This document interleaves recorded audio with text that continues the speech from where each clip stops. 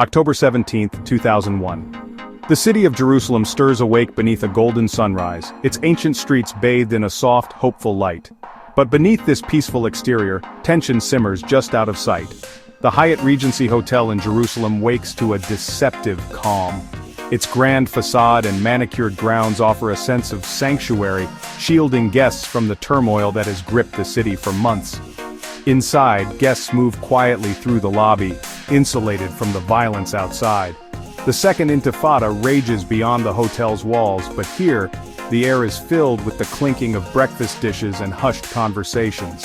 Rehavam Ze'evi, Israel's Minister of Tourism, follows his usual morning routine. He sits alone at breakfast, reading the headlines, refusing a security detail despite the mounting risks and warnings from his advisors.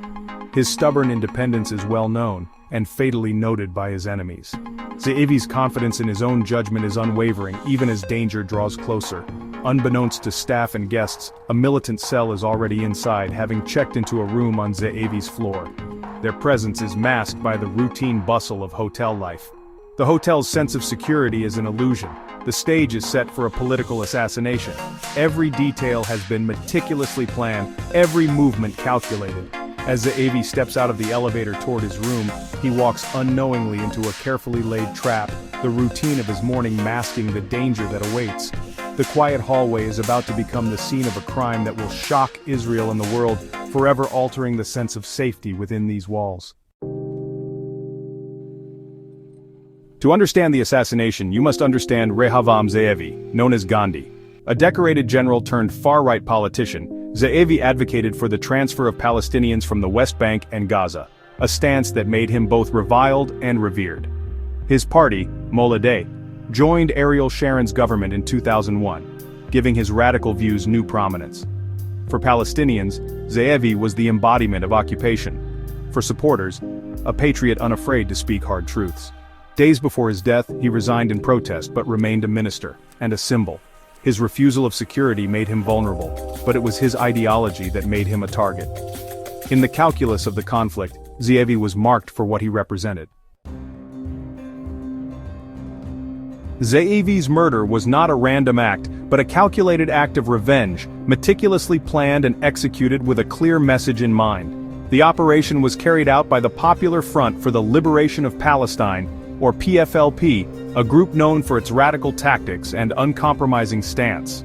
The catalyst for this deadly cycle was Israel's assassination of PFLP leader Abu Ali Mustafa in August 2001, a move that sent shockwaves through the Palestinian resistance. Mustafa's killing marked a turning point. Israel viewed it as the removal of a dangerous terrorist leader. But for the PFLP, it was nothing less than a declaration of war, a direct attack on their leadership and cause. In response, the PFLP issued a chilling vow of retaliation, a head for a head, a minister for a minister. Their intent was unmistakable. This act shattered the unspoken rule that had long protected high-level politicians from being targeted in the conflict. Suddenly, Israeli ministers found themselves on high alert, their routines disrupted and security tightened. Yet despite the heightened precautions, Ze'evi's minimal security made him the most accessible and vulnerable target among them. The PFLP, with a long history of orchestrating complex and daring operations, was determined to follow through on their threat, no matter the risks. The only questions that remained were when, where, and who would ultimately pay the price for Mustafa's death. Ze'evi, outspoken in his views and exposed in his daily life, became the chosen mark for the PFLP's vow of retaliation, a decision that would change the course of Israeli politics forever. The PFLP assigned a four-man cell, led by Hamdi Quran, to carry out the assassination. Each member was hand-picked for their loyalty and ability to operate under pressure, knowing the risks involved in such a high-profile mission. They tracked Ze'evi's routines for days, carefully observing his movements and habits. The team noted his preference for the Hyatt, his predictable schedule, and, crucially, his lack of personal security details that would prove vital to their plan. Using expertly forged documents, they booked a room on the same floor as Ze'evi, blending in seamlessly with other guests and hotel staff. Their ability to remain unnoticed was essential for the operation's success. Every detail was meticulously planned. Timing, location, and escape routes were all mapped out. The team rehearsed their moves, ensuring nothing was left to chance. On the morning of October 17th, Quran and Basil al-Asmar waited in the hallway, armed with a silenced pistol. Their nerves were steeled by the gravity of their mission. Their mission was clear: avenge their leader by striking at the heart of Israeli power.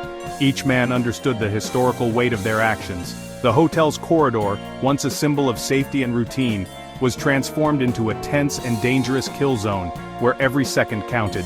The plan was set, all that remained was to execute it with precision. The men checked their watches, synchronizing their final moves. The assassins were not improvising. They were following strict orders, moving with discipline and unwavering purpose, each step bringing them closer to their target. The final act was moments away, and the fate of their mission and history hung in the balance.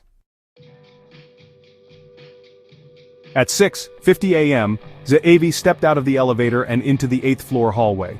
Two men called his name. He turned. 3 silenced shots rang out. Ze'evi collapsed, fatally wounded.